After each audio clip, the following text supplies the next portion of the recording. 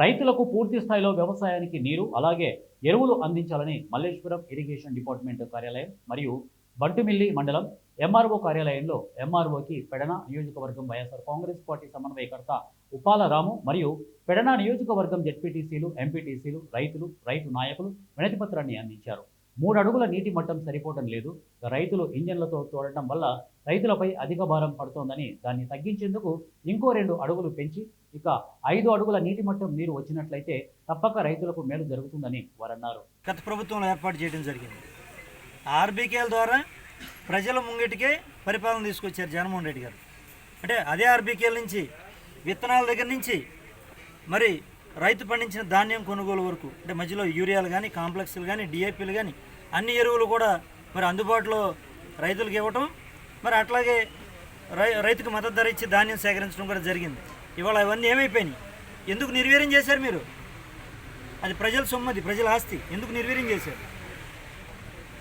ఈవేళ ఈ 2 మండలాలు కలిపి ఒక 5 సొసైటీలు ఉంటే దాదాపు ఇక్కడ 15,000 ఎకరాలు ఏదైతే ప్యాడీ పండిస్తూ ఉన్నారో మరి దానికి దగ్గర 15,000 మెట్రిక్ టన్నుల యూరియా కావాలి. మరి ఒక ఆగస్టు నాటికే 510 టన్నులు కావాలి. మీరు ఎంత ఇచ్చారు? మీరు ఎంత ఇచ్చారని అడుగుతున్నాం మిమ్మల్ని. మీ అధికారులను అడగండి, రికార్డ్స్ తీయండి. అంతా కలిపి వచ్చింది 400 లోపునే వచ్చింది మీకు, ఒక 10-20 అటు ఇటుగా. మీరు ఎందుకు సఫిషియెంట్గా సప్లై చేయట్లేదని అడుగుతాను. అట్లా కృత్రిమ మండలానికి వచ్చే వాళ్ళకి కనీసం కింద ఉన్నటువంటి లక్ష్మీపురం లేదా మాటలలోనూ కనీసం ఒక బస్తా కూడా దిగుమతి జరగలే. మరి పిఎస్సిని అలా నిర్వీర్యం చేశారు. మీకు యూరియా కావాలంటే చక్కగా బయట అన్ని షాపుల్లో దొరుకుతున్నాయి. రైతులు ఏం పాపం చేశారని అడుగుతున్నా. పిఎస్సిఎస్లో మీరు ఎందుకని అమ్మట్లేదు? పిఎస్సిఎస్లో రైతుకు కావాల్సినటువంటి యూరియాని అందుబాటులో ఎందుకు ఉంచట్లేదు? కుత్వేని మండలంలో 8,000 ఎకరాలకి ఎందుకు అందుబాటులో పెట్టట్లా? ఇక్కడ 15,000 ఎకరాలకి ఎందుకు అందుబాటులో పెట్టట్లేదు? మీరు తక్షణం ఈ ప్రభుత్వాన్ని డిమాండ్ చేస్తా ఉన్నాం. రైతులకు ఏవైతే యూరియా కావాలో వాళ్ళ యొక్క, ఎందుకంటే బయట 100 రూపాయలు లేకపోతే 80 రూపాయలు అదనంగా కొనుక్కోవాల్సి వస్తుంది. మరి అది భారం, అది అదనంగా.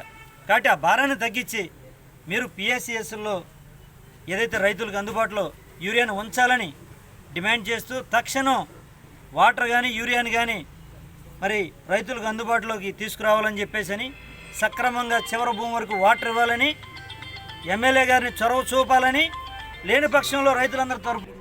ముఖ్యంగా ఏంటంటే 4 ఏళ్ళు లోపలికి వెళ్ళేది ఏంటంటే రైతు పండించి మనకు పెడుతుంటే మనం ఈరోజు ఆకలి లేకుండా హ్యాపీగా భోజనం చేసేవాళ్ళు.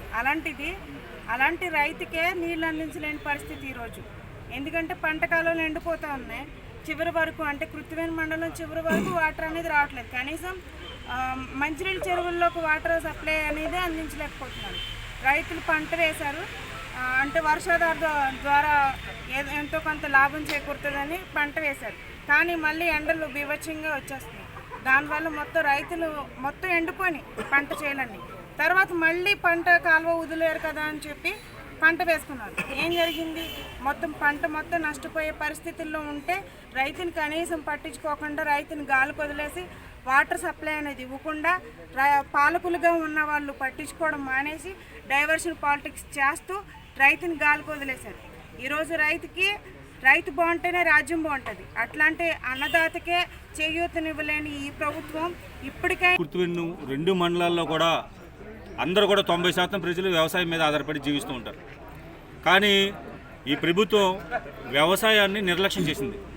ఎందుకంటే మీకు ఈ రోజున సెంట్రల్ గవర్నమెంట్ బీజేపీతో టచింగ్ ఉంది. మీరు బీజేపీకి మిత్రపక్షం.